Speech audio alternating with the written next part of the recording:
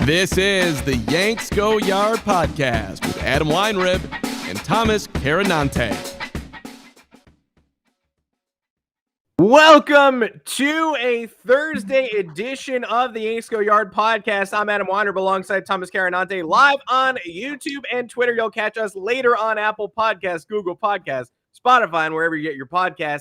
We are locked out of heaven, but thank God the New York Yankees made, I couldn't even count how many personnel moves right before the lockout started. 35, 40, 45. The Yankees luckily went absolutely crazy at the 11:59 deadline. No, they didn't at all. The Yankees did nothing. They're going into the cold winter having done nothing. Their one free agent signing, Joely Rodriguez. That's the free agent the Yankees have signed. Yankees free agency is one man. Free agent, it was one guy. And the lockout is here. December 2nd, 12:01 a.m. It came into effect officially. There is no more baseball news, transactions. Players are off the website. You can't even see the guys. We're going to take you through this from a Yankees perspective, what fans are allowed to be angry at, why fans should calm down a little bit, what you can do to occupy your time while you wait for the lockout to end, because, folks, it's going to be a while. And you really think, I mean, there couldn't possibly be no rumors or no transaction for the next couple of months. I'm surely going to learn something while the game is locked out. I don't know if you will, but we're going to take you through it. We're also going to talk about the contracts the Yankees did tender right before the lockout occurred. They had one last chance to make some statements, and they made the wrong statement, or at least a stasis statement, basically every single time. Thomas Carannante, welcome to the Dead Zone. Merry Christmas. Happy New Year. I don't know when this is going to end, but I think everybody agrees while it may not take any games off the board, it also might do that. And we're certainly not going to be celebrating a happy holidays this year. The winter meetings axed. The game is dead. Winter meetings axe is upsetting because that's the best part of the whole experience. That's what it's all about. You're there, you're listening to the buzz going around, whether it's true or not. Even the fake stuff is fun. You get to imagine things that aren't even going to happen, that aren't likely to happen. We got a taste of that with the Yankees and Freddy Freeman right leading up to the lockout, which kind of felt good. And Freddy Freeman's still a free agent, so pretty cool to think about. You have however long to think about that. I don't know why we're sitting here thinking that the lockout may not take games off the board. I think that's a super optimistic way of approaching this entire thing. Why? Simply because we've been talking about this lockout for years. Not year singular, years. 2019, I briefly remember it being, the CBA expires right before the 2022 season, so we got to look ahead to that. And I'm just like, why can't they just figure out a new CBA before then? There's years to go. Yeah, Jeff Passan showed off an old column from, I think, 2016. That was basically the 5-year anniversary of him being like, yeah, all this does is kick the can down the road to the 2021 lockout. It's like, surely we have 5 full years. We're going to figure out a lockout by then. People got angrier. Yeah, I don't understand it. And then you have, who puts Rob Manfred in front of a microphone today? Whose idea was that? I don't know what the marketing decision, but MLB needs to have smarter marketing people than that. He is terrible as everything for the game. Spokesperson, ambassador, whatever it is. He's seemingly neutered the game in various different ways. And now, look, I'm not siding. You side with the players. It's the players are the working class, so you always side with them. But there's blame to go all around here. I will first and foremost blame the owners, and then we'll blame the players, 5 items down the list. But it's just insane how it's gotten to this point. I understand the contracts have gotten a little out of hand, and whether you agree with that or not, there is something to be said about doling out 10-year. Baseball is the only sport that doles out 10-year, 12-year contracts, folks. No other sport does it, and they typically do it with these guys, reaching the plateau of their careers at between 28 and 31. And it's simply not good business, because then you want to talk about teams that get gun shy. The Yankees getting saddled with dudes making, $25 to $35 million later on in their career, and it provides an excuse for them to not continue spending. So I think something has to be done. My crazy pitch, I don't know if it's that crazy or if it's really dumb, but why don't we do 4 years of club control? You hit free agency after that. create a salary floor, and then a 10-year deal for, a team like the Pirates or the Indians doesn't look that unattractive. You get players hitting free agency at 25 and 26 instead of 29 and 30. It really changes the trajectory of it all. And then obviously you got to create the salary floor because there's no reason that teams should have anything below a $100 million payroll. No excuse. You have 82 home games or 81 home games in Major League Baseball. Even if, some of those are weekday day games, you're getting a ton of weekends, a ton of nights, a ton of marquee division rival games and everything of the sort. So you're making money hand over fist. There's merch, there's TV deals. I don't really want to hear it. I know there needs to be some amendments here and there, but I'm totally disappointed. I'm not surprised. It's just disgraceful how we've come so far as humans. We've done so many great things in every facet of the world, and we can't just come to an agreement on how to play baseball or how to make rules to play baseball or any parameters in between. So I am not optimistic that this will get settled sooner rather than later. I think we might be looking at 3 months of no news. That's my minimum baseline. There is still somehow like the 60-year-old man take of when they post that Max Scherzer is out drawing the Orioles and Pirates payroll. There's still the people who are like, gay, these contracts, they gone too far. There's one guy and a whole team is below the guy. And it's like, no, the problem is that there's a team with 8 rostered players and they're being paid $32 million. And the Baltimore Orioles are in year 6 of a rebuild, and they're owned by like the GM in charge of the Orioles is this Astros guy who comes from that McKinsey school of like ruthless efficiency. And it took the Astros like 6 years to get to where they are, but they hit on everybody they drafted. They got Correa, Bregman, and they missed on Mark Appel and whatever. But they collected assets and they use those assets ingeniously. The Orioles are still in the asset collection stage, and they've got Adley Rutschman coming up, who everybody agrees is a top 5 prospect in baseball behind the plate. They have Grayson Rodriguez on the mound. They only have one pitching prospect, who everybody agrees is a home run slam dunk. Heston Kjerstad, who they drafted last year, number 2 overall, had COVID side effects and couldn't work out all offseason, and only recently towards the end of 2021 got back to baseball. All of this is to say that a team like the Orioles, run by this ridiculous, ruthless efficiency, there's 5 or 6 baked in years of absolute gibberish before you can even consider that they're fielding a competitive product of any kind. And then once you reach the end of those 5 or 6 years, you might not have enough. They don't have half the pitching they need. They have only one position player prospect who I can look at and say that seems like the future. But then again, I could say that about Matt Wieters 15 years ago, and he ended up being a 15-homer, decent 2-time All-Star catcher, not someone who could change your franchise or do much of anything. And that's the best case scenario. And you see these Astros guys who are, again, from the business world, from the world of ruthless player evaluation, and you don't even get the idea that they particularly care, and they could just do it all over again. If the 5 years that are which are human lives, we're wasting the lives of players competing and the lives of fans who stake their reputation on these teams succeeding. They live or die with these teams. And we complain about the Yankees not spending enough. And there's the Orioles who are willing to throw 6 years down the tubes. And if they don't get the assets they dream of, are willing to do it all over again. And that's why they're leaking that Cedric Mullins might be available. It's like they accidentally found somebody like Cedric Mullins this year, who's all MLB, all-star starter type level guy. And the conversation after the year isn't, wow, we found an additional cornerstone. We could move faster than we anticipated. We could sign Corey Seager. We could dole out a $300 million contract, pair him with Mullins. Then you've got at least a 1, 2, 3, 4, 5. Not enough pitching. Sign John Gray. They could do what the Rangers did. They decided, no, instead we found one person by accident. We're going to start fielding trade calls about him. And John Means too. Yeah. I know he's not young, but that's an asset. It's a pitching asset. Yeah. We want to start this all over again. We'd rather start this all over again than even try to move to that next level. And so when you have that ruthless efficiency in baseball, it's only natural that when players are viewed as, and look, I know Max Scherzer's making a lot of money. I know that plenty of people made a lot of money in the last 72 hours. John Boy was wise enough to say, I wonder if this is going to be used as a negotiating tactic in 48 hours to say, like, What do you mean we don't spend money? Didn't we just spend a lot of money? And then Rob Manfred wrote that in his open letter. Of course. He basically said, this is the time in America when players are making more than they've ever made before. Didn't you see what just happened? As if that wasn't a coordinated attack on the idea of a lockout.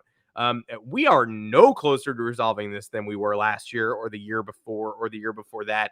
I trust insiders when they tell me they don't anticipate missing any game action. I obviously don't trust Rob Manfred when he says we're doing this now because we don't want an interruption to the championship campaign of 2022 or whatever. When I turn the playoffs into a 14-team choose your own adventure where the division winners get to pick a little league team to play in the first round, on an aircraft carrier off the coast of North Carolina. Like, he has grand plans for the championship season of 2022. I can't wait to see them, but I certainly don't. I trust insiders when they tell me they think this will get resolved. I don't trust him when he says it, and I don't see how it happens because we're definitely no closer now than we were during the pandemic bargaining and during the 1 year period before that when we all heard the fire. No, we're not. And there's a lot of problems to sort out. I don't know where they're going to begin, especially because they met a couple of separate times yesterday and the shortest meeting was 7 minutes. What is the discussion for 7? We've been talking for 12 minutes. Yeah. And it really hasn't been substantial. Really hasn't been a substantial conversation. So I don't know what people are just passing bullet points around on a piece of paper and someone's saying, no, get out of here. And it's just, they're cycling in and out what they're going to potentially talk about. And then someone's like, fine, this is it. We're not doing this. This is a waste of time. Let's get out of here. And it got to the point where okay, let's sit down and negotiate 12 hours before we have to make a final decision here. It's why not sit down and negotiate in the summer? You had the All-Star break. You had before last season. It goes in line with everything that Major League Baseball does. You look at the COVID shortened season, that should have told you everything you needed to know. They took forever to figure things out in terms of negotiating an actual season. And then they finally negotiate the actual season in which they tried to screw the players out of getting 100% of prorated salary. And then they said, oh shit, we didn't go over health and safety protocols. Let's figure that out now. That should have been the first thing that was figured out. So this entire operation is concerned with money, and it starts with the owners who are obviously penny pinching. How much have we heard about Hal Steinbrenner trying to lower the luxury tax or abolish the luxury tax or whatever it is? I understand there's arguments against it because it does de-incentivize larger teams to spend, and it allows the smaller market teams, which, by the way, are still worth over $1 billion. So not really much of a worry there to benefit from other teams spending, which kind of doesn't, it makes sense, but it doesn't. Something needs to meet in the middle here and there. But then again, the chief concern here for everybody is money, and whenever that's the case, that means your priorities are lost. Anyway, let's talk about the Yankees because I'm sick of this shit. Sure. We got non-tender decisions on Tuesday night, 8 p.m. The deadline was pushed up because of the lockout. And you thought that would mean some of these teams would plan ahead, specifically the Yankees. The Yankees had 19 arbitration-eligible players. They obviously got rid of 3 of them in Clint Frazier, who was DFA'd, and ended up signing with the Cubs. Congrats to Clint. Very nice for him. Hopefully he has a resurgent 2022, assuming we have a baseball season.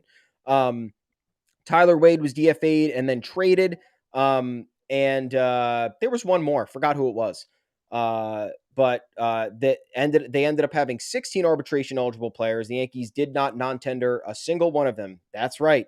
Gary Sanchez is back, your starting catcher for 2022. And we can confidently say that because one of the targets for the Yankees on the trade market in Jacob Stallings was swiped up by the Marlins. Another terrible look for the Yankees. Not sure if they were actually interested in Stallings, but you look at the price for Stallings and it's why didn't you just do that? I don't know. I don't care. The Marlins have had a better catcher than us for at least 8 years. Yes. They went Real Muto to Stallings. It's unbelievable. Anyway. Yeah, and then you have Luke Voight. Luke Voight is back. Domingo Germán is back for some reason. I also don't know why Miguel Andujar is back.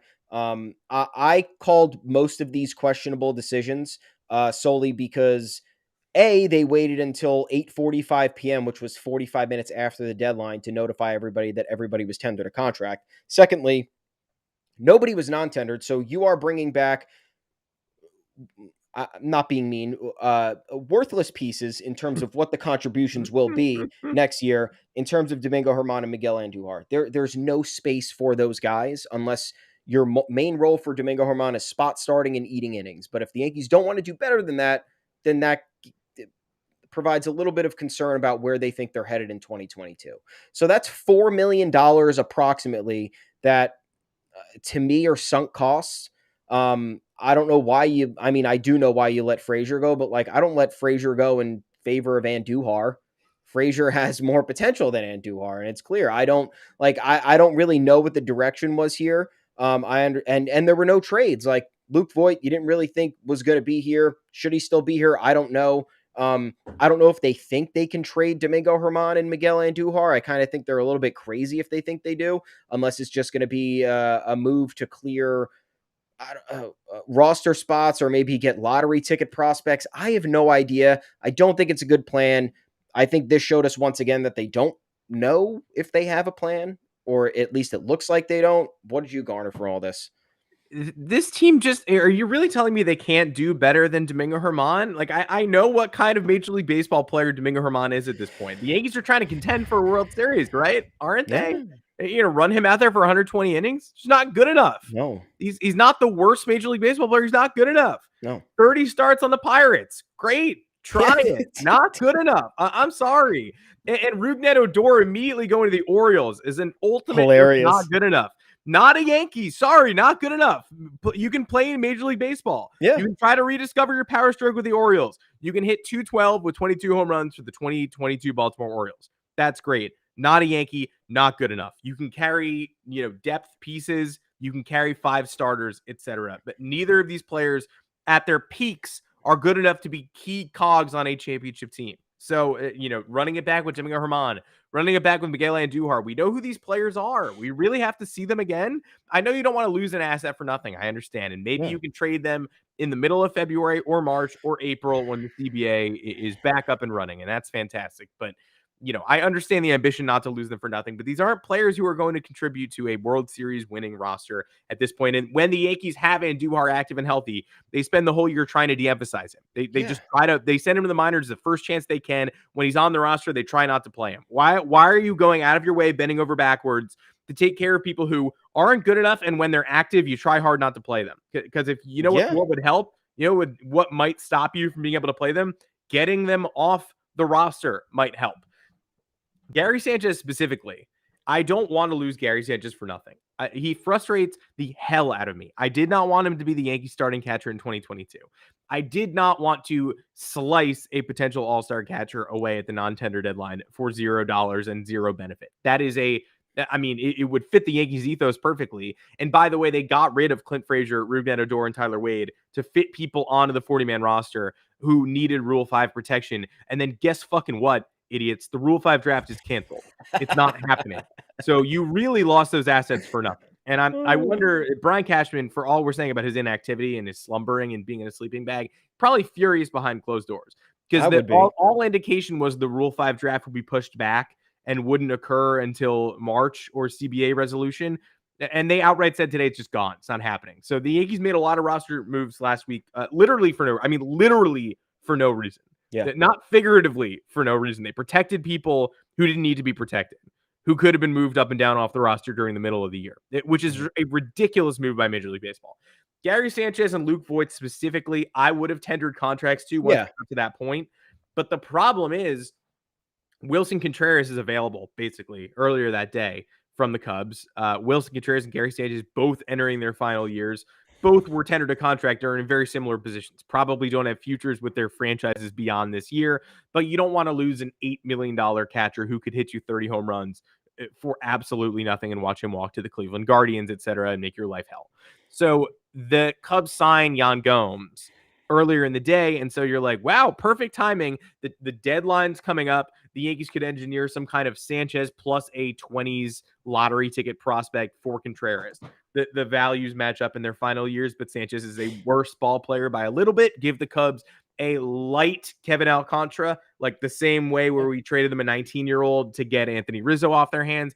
Give them another 19-year-old with potential who's in the mid-20s on the prospect list. Call it a day. The Red Sox got creative last night. They traded Hunter Renfroe at his peak for Jackie Bradley Jr. and a prospect who they really liked and ate all the money. That's what a team can do if they have money to spend, they can, if they believe in a prospect, target him and add a terrible contract.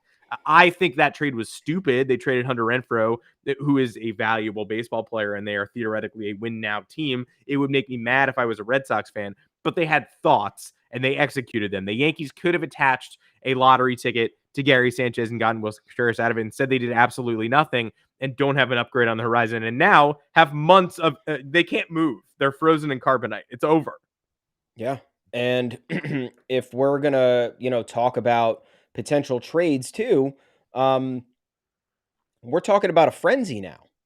So they're going to get down to the wire. So you didn't think ahead to figure out if a trade was a smart idea at that point.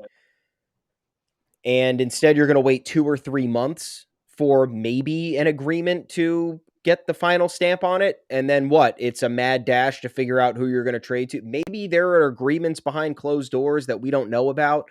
I have no clue. But just from the surface level, from if you're operating a team, are you going to take that risk when you have to do roster overhaul and you know that changes need to be made and you know that there's clear people that you are giving contracts to that don't really have a spot or a space on the roster, or they're not moving the needle for you, or they're not upgrading, or they're providing a downgrade, or they're just keeping you stuck in the mud for wherever you're at. I don't know how Luke Voight is still here. I don't know if there was a conversation that had been had between the Yankees and him, comforting him and hey, we blue balled you the last 2.5 months of the season, but don't worry, buddy. Next year you're gonna be emphasized. Was that what was said? And Luke Voigt was like, oh, cool, dude. Yeah, no, that was great. Being disrespected in the form of being bumped by a trade candidate who actually didn't even play that great. That was awesome. So yeah, I'll be back for 2022. It sounds great. So I really don't know the Andujar and Domingo Herman things.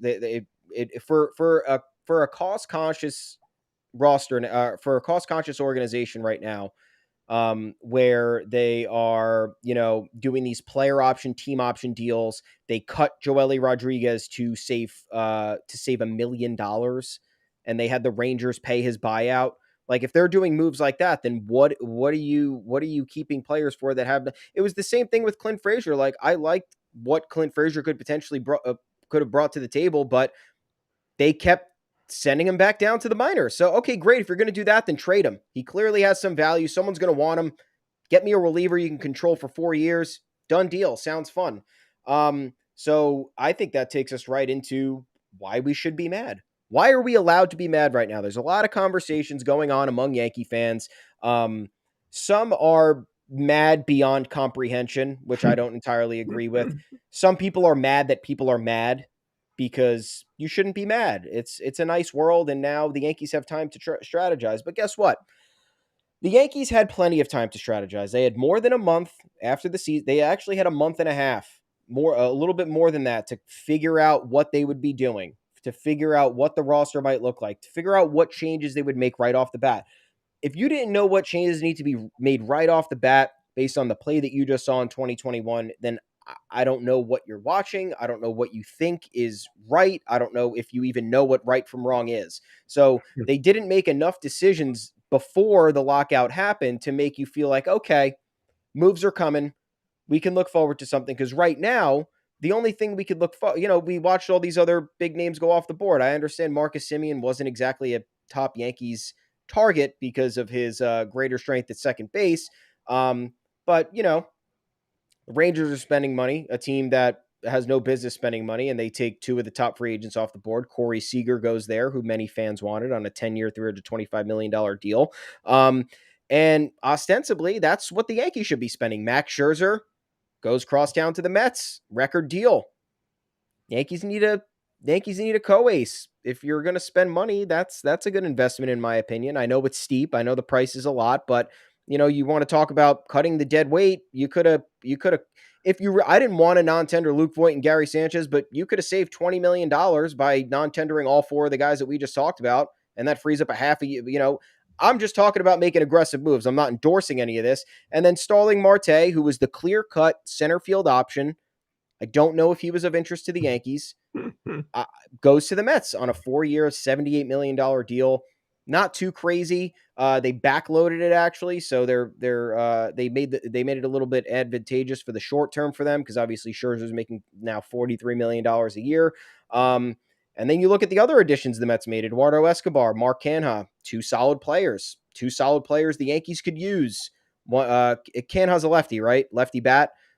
I can't remember if he's a lefty or a switch hitter, but Yeah. Either way, he hits from the left side of the plate, I believe. And then you have a guy like Eduardo Escobar who can play a multitude of positions and has a major league bat. Yeah, Cannabat's right. We're dumb, but cool. Still. Great. So either way, those are guys that could be used. And look, I don't want to say anything. Chris Taylor wanted to go back to the Dodgers. But once again, we talk about everybody having a price. I don't. If you were to tell me that Max Scherzer had the Mets on his top 10 list of teams to go to at some point after last season, you would have been high, because there's no way that was that kind of dysfunctional organization is anything he would be interested in doing. They just gave him more money. So if the Yankees came in and offered Chris Taylor $20 more million than the Dodgers did, you're not going to tell me that wouldn't have changed things. I don't know. But the Yankees weren't even mentioned in the talks. Another reason we should be mad is the Yankees were hardly mentioned in any talks. We got wind last night that they have been in touch with Carlos Correa. Encouraging, but guess what? Can't happen for like 2 or 3 months now. So no shortstop for that long. We don't know what to think. And then no trades, not a single trade, despite and they let everybody jump ahead of them in line of the Reds trade talks. I know Sonny Gray is of no interest to us. However, Luis Castillo still could be an asset, still could join this rotation, wouldn't cost the Yankees a whole lot because now he has one fewer year of control and the Yankees have a stacked farm system. And they let the Angels, they let the Dodgers, they let the Rangers hop in front of them in line. So now you're talking about more market competition for when this eventually ends. And I don't know why you think the Yankees would be in a good spot. Have they had, tremendous bargaining chips in the past with attracting free agents and on the trade market? No, we talk about how they're constantly blackballed on the trade market. So that's a bad enough sign as it is. And we talk about them trying to lure free agents here. They've been very apathetic on the free agent market in recent years. You can go back to the Manny Machado, Bryce Harper offseason as the best example. They had no interest in either of them for whatever reason, had no interest in Patrick Corbin, or like minimal, whatever it was. So I don't know why we think that not doing anything before the lockout means, okay, we can chill because we could just get stuff done post-lockout. Yes, there is a reason to be optimistic what could happen post-lockout, but you're looking at everything in front of you and it doesn't feel that way at all. Even the chintziest Yankees, like the worst version of Hal Steinbrenner's Yankees, will be able to sign free agents after the lockout. They're not going to go into next year without having signed any free agents. Nobody is worried about that. I think why fans are allowed to be mad, I mean, for me, it's a two-pronged thing. One of the prongs being you see a lot of people rationalizing the inactivity by saying that a lot of the smartest teams actually didn't do anything either. The Astros, the Dodgers, the Red Sox.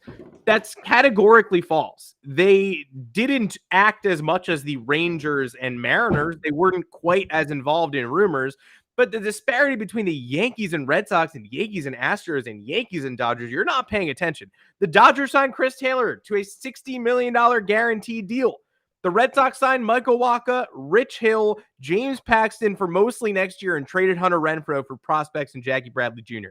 The Astros signed Hector Neris. All of those teams did much more than the Yankees did. So if you're going to claim that the Tampa Bay Rays signed their best prospect to a 12-year mega extension. So if you're going to sign Corey Kluber. Yeah, and Corey Kluber. If you're going to tell me the smart teams did nothing and the Yankees belong among the smart teams. Yeah, the smart teams didn't sign Corey Seager and Marcus Semien. The smart teams didn't sign Max Scherzer and the Mets weekend frenzy, but the smart teams all made at least one impactful move, most of them multiple. The Red Sox made 4. How can you possibly tell me the Yankees did as much as the Red Sox did? That they're both in the same boat of waiting for the situation to develop? No. The Red Sox addressed their rotation with depth and veteran presence and upside, and I'm not a big believer in any of the guys they got, but they signed 3 starting pitchers. 3 starting pitchers. they have the pick of the litter when the lockout ends too. They'll be able to sweep people up. Maybe they get a nice deal on Kyle Schwarber, who didn't sign before the lockout. They've cleared an outfield spot. Maybe they play in the Correa market. They're among the teams that have talked to him. I don't know what they're going to do. And yes, they're in the boat where they still have plenty of needs, and they will be waiting for people to come to them rather than going out and seeking out the player first. I get it. But they did 4 things before the lockout. We signed Joely Rodriguez. Yeah. So we are not the same. I'm not even concerned about that, dude. I'm more concerned, like, people are comparing us to these teams, and all of those teams have done stuff in recent years. Dodgers have been to multiple World Series, won one. Red Sox won a World Series, just made an unexpected playoff run. The Astros have ran the American League for the past 5 or 6 years. So I don't care in comparison to what you think other teams may or may not be doing. Yeah, sure. The Dodgers didn't retain Corey Seager or, bring in Freddy Freeman or Carlos Correa. Okay, cool. They actually prepared for that departure by trading for Trey Turner, and now they could take care of some of their other guys with the financial flexibility that has resulted from that. The Astros don't know what they're going to do, but they're probably going to be fairly fine. And the Red Sox, Chaim Bloom is always tinkering. He's always looking to do little things here and there. And I'm not saying that those pitching decisions are going to, show immediate dividends, but it provides depth. And guess what? The Yankees can't hit Michael Walker or Rich Hill. So clearly moves made to troll the Yankees or just give the Red Sox another leg up on the Yankees. And it didn't matter if any of these teams made 0 moves anyway, because their pedigree in recent years trumps ours infinitely. It's not even close. Yeah, we're not the Rangers or the Angels, but we're certainly not in the upper tier of the Red Sox, Astros, Dodgers, and Rays, teams that all have at least one trophy on their mantle for winning the league or winning the whole damn thing. The Rob Manfred piece of metal. We don't have that. And the only other thing that makes me angry is good for the Mets. Go Mets. Yeah. Go out and get Max Scherzer. Go out and get those 3 guys. That's great. Steve Cohen, we spent like a year and a half trolling him because last year we were told he was going to revitalize the industry. He was going to change what it means to be an owner. And he cheaped out a lot of times. He didn't get JT Realmuto. He didn't get the top option behind the plate. And in many, he didn't get George Springer, as we were told he would. And it was like, ha, ha, ha, very funny. Billionaires are billionaires for a reason. They like money. They don't necessarily like being, the reason they have acquired money is not to pay it to baseball players. They're like, money's cool. I bought a statue. Like, so when good ones run baseball teams, it's never altruistic. And so people are telling us, like, if he's going to get rid of all this money, he's going to spend it on all these guys. And it's like, why is he going to do that? He's a billionaire for a reason. Maybe he's more tight-fisted than anybody else. Or at least he's rational. He's not completely irrational.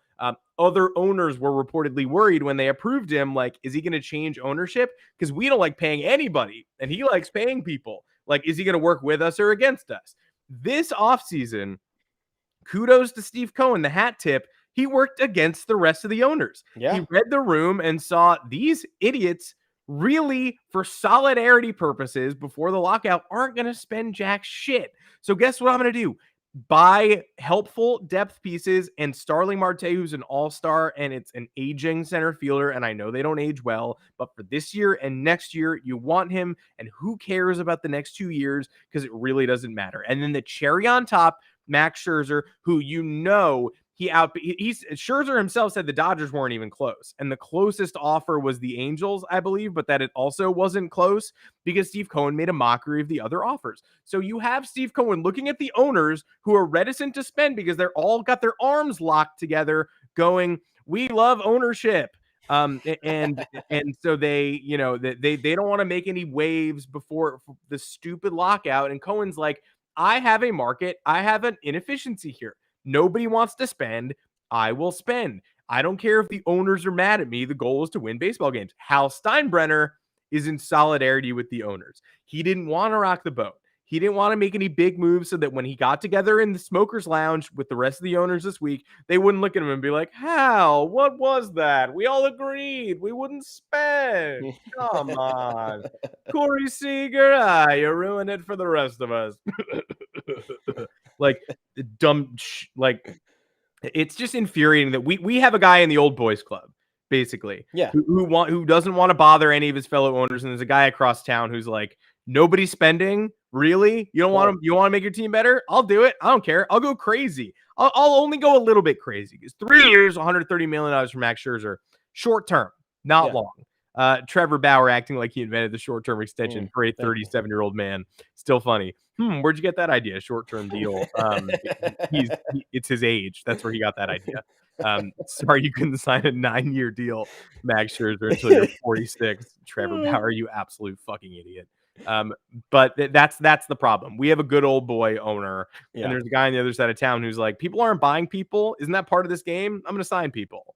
Yeah, big advantage for the Mets too, because not taking a shot at Mets fans, I don't think it's really any secret that it's not a prime destination for free agents. Hasn't really been. A lot of teams kind of view them as dysfunctional, rightfully so, especially what happened this last year. And Steve Cohen's only angle this offseason, after cycling through 3 GMs since his arrival, a manager, player issues with Francisco Lindor and Jeff McNeil, whatever had happened in that scenario, issues with Michael Conforto, where whatever it was with Scott Boras and all the talking that was going on there. And then you have just his general activity on Twitter, which dissuades players. Why is that the guy you want to play for? I don't know.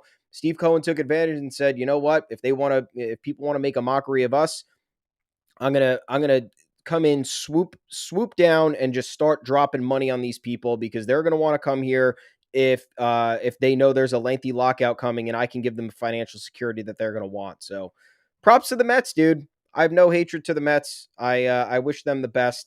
Don't know how this is going to work out. I'm still worried about Jacob deGrom's health. So, I mean, give me an update there, and then we can start talking about Mets World Series. I'm worried about Scherzer's health, too. I don't really know if Scherzer's okay. Yeah. Scherzer's dead arm. Who knows? But I would have taken Scherzer. That's a move the Yankees need to be involved in. The Yankees need to be involved in. Hey, Max, what's up, dude? How's, what'd you have for lunch today? Cool. You don't want to sign with us? Okay, cool. All right. Why should we calm down? Is there any reason? I have one. Yeah, go for it. They can't do anything for 2 months. Yeah, this 3 months. They can't let us down. They can't screw it up. That's one. Was that what you were thinking? Well, no, number two, I mean, the one reason I was going through the teams earlier that spent and that made big moves, talking about that didn't do anything. We're talking about the Houston Astros. The Houston Astros signed Justin Verlander away from the Yankees 2 weeks ago. It was kind of it was the first big swing and a miss of the offseason. It was like, if they make the move, it'll define the offseason. If they weren't involved, that'll also define the offseason. And if they start lying to us about the money they were thinking about, maybe kind of sort of committing, but ultimately decided not to, then that would send the offseason in a third way. Ultimately, that's what happened. We didn't get him. The Yankees said, $25 million for 1 year is what we had, though. Isn't that pretty good? Justin Verlander said, no, I want to sign with the Astros. It was a whole big kerfuffle. You all remember this. The Yankees haven't signed anybody since. Can't reiterate enough, the only free agent signing is Joely Rodriguez. Then again, a lot of people went official this week. Seager at his press conference. Scherzer at his press conference. Byron Buxton extension had his press conference. No Justin Verlander press conference. It didn't cross the waiver wire. Justin Verlander is not signed at this moment. I don't know what it means. I don't know if they're working out the kinks. I don't know if the physical busted. I don't know what happened, but Justin Verlander is not a member of the Houston Astros. Nobody's on a major league roster right now. It's just gray, faceless people. If you go to the website, Justin Verlander is not, there's not even a gray face next to Justin Verlander. He's not on the Astros roster whatsoever. So if you're a Verlander guy and you wanted the Yankees to swoop in there, they can make some inroads at the end of the 2-month hiatus or 3-month hiatus. I literally don't know what's going on there. All I know is that he's not a Houston Astro, and they agreed several weeks ago. Yeah, it Scherzer got done in a day. Is there a problem with the medicals? Are we at the 1 yard line? I don't know what we're doing on Justin Verlander, but he's not an Astro. Yeah, I don't. At the very least, that means, there's a problem. I'm looking at it as if he doesn't end up signing with them, I don't care if it's with us. It just means the Astros are getting worse technically if he's not able to go back. It'll probably go back. John Heyman might have mentioned that it'll just get approved. It can only get approved after the lockout. So maybe they were hung up on some things and didn't want to rush it. But it is a good point, because it could put another pitcher on the market, and it could make one of our chief rivals worse. Another big reason, Yankees have time. Time to think, time to strategize. I know they already had a month to do that, but you know how Brian Cashman likes to operate. He is very deliberate, especially with his trade packages when negotiating with these other teams. The Yankees are even more deliberate nowadays with finding the right price point for these certain free agents. So on top of having the time, you got guys available. Freddie Freeman available, and the Yankees have been mentioned there. I'm not saying that that's going to happen. I'm saying, hey, Freddie Freeman, Braves legend. If you're a Braves fan and Freddie Freeman is a legend, and Freddie Freeman is unsigned after a World Series winning season where revenue is popping off, you had a World Series parade, and he is not re-signed yet, you're concerned. You're beyond concerned because if this was, Derek Jeter and he was just not signed for, 2 months after a World Series, and now it's going to be 4 months after a World Series victory, there's a lot of reason to be concerned there. And then you have the Braves reportedly checking in on Matt Olson. So potentially they're preparing for his departure based on what we're hearing. Again, don't know if it's true. These are reports. This is buzz we're hearing from the most esteemed insiders. So you got to trust some of it. And you connect the dots here. The Dodgers and Yankees are interested in Freeman. That means that there's something going on, whether they're offering more money or whatever it is. But if the Yankees want to splurge, and I know that they are hesitant to do so, I know Freddie Freeman's 32, but the Yankees are looking at availability now. Availability, pedigree, veteran leadership. Freddie Freeman brings all those things to the table. And he looks like a guy who would age well. I don't know if that's just me trying to talk myself into this, but No, I agree. Yeah, his swing is kind of just timeless. And his defense continues to just get better and be really good. So I don't know when the plateau is for him. But I'm liking that. And then you look around too, backup plan, Anthony Rizzo, still available. Chris Bryant, I know may not be a fit, but potential utility guy, still available. Trevor Story and Carlos Correa, still available. Like you said before, Kyle Schwarber, still available. So there's a lot of guys. Nick Castellanos, I don't know if that's of any interest. I have no idea. Carlos Rodon, available. Zach Greinke, probably not, but still No. plenty of names still. Matthew Boyd, the Yankees' other white whale, still available. All our white whales suck. Yeah, I know. All our white whales are terrible. I mean, even Jacob Stallings, Yeah. we're all going to go nuts over Jacob Stallings' below average offense. But I mean, we did, and we will continue to. Either way, there's people available. There's people who want jobs. And the Yankees, if you look at what do you want for the Yankees offseason, a lot of people wanted Seager. Then there was a late push for Correa, and then people were compromising with themselves with Trevor Story. You got Correa and Trevor Story still available, and you have maybe the short-term monster deal for Trevor Story still available. I know that at this point, Javier Baez signing with the Tigers might upend that a little bit because Trevor Story is going to look at that and just be like, yeah, I'm better, dude. My numbers are better, and I'm younger than him, or I'm right around his age. So like, I should probably get 175 mil and call it a day here. So I don't know I don't know the complications there, but and then you talk about the trade market. There's plenty of time to strategize there. Matt Olson, possible. The A's are selling, so come up with your packages now. Make even more than you did over the last month if you made any.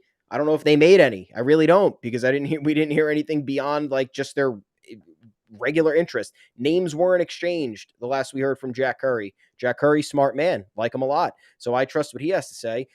Luis Castillo, you want a pitcher? Possibility. A lot of other teams are going to be selling as well when this all comes back to normal. So there's time. There's players available. The Yankees just need to have their ducks in a row, and they're going to need to strike fast. So it just depends if you're optimistic about that or not. I think that's what's going to be the deciding factor here in terms of revamping the 2022 roster. Yeah, what I'm absolutely not here for is just seeing the Mets thriving again on both ends of this, out of work tentpole event. And good for, I already know how they operate. I don't know how we operate. I know nothing about how we operate. I know what we lie about. I don't know how we operate. Yeah. If you're fantasy drafting for next season, Freddie Freeman and Carlos Correa are the options you take. That there's not a bat, and Matt Olson is a perfectly fine option, even though it involves surrendering assets. Like there's an all-star team of names available. It's not like there's nobody available, but the smart teams struck before and are trying to clean up after. We've done nothing. So a little pessimistic.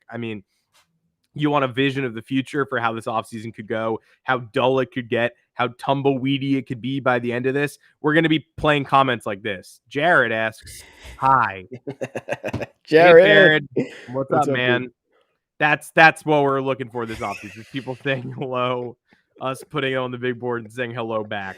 That's the best we're going to be able to do in January for sure. I'm already pessimistic. That is it for this lockout mega cast of the Yanks Go Yard podcast. Make sure to find us on Apple Podcasts, Google Podcasts, Spotify, wherever you get your podcast. Drop us a 5-star review along with a mailbag question. We'll be more than happy to answer it. Rest assured, you are locked out of baseball transactions, but you are not locked out of us. For some of you, that might be a bad thing. We're going to inundate you with just as much content without the news to discuss. We're going to be bringing you that we can say the players' names legally on this podcast. Great. Unlike MLB.com, which, I mean, the left side of MLB.com looks like if someone who never watched baseball before was assigned to write about baseball. It's like, what is the longest game? The story of the time of baseball was lumpy. It's like, it's absolutely like a BuzzFeed writer being hired at MLB.com for one day, being like, Babe Ruth wear hat backwards? Yes, no.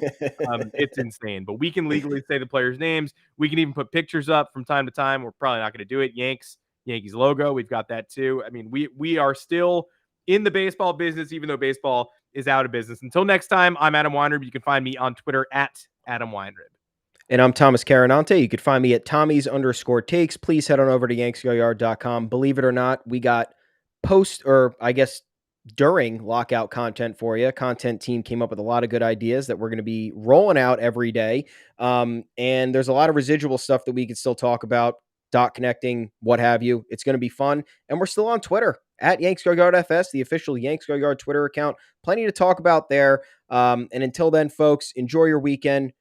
We'll be seeing you again on Monday at 2 p.m. live on YouTube. Yes, we will. We'll be back. We don't know what we're talking about, but we'll figure it out. We'll see you on Monday.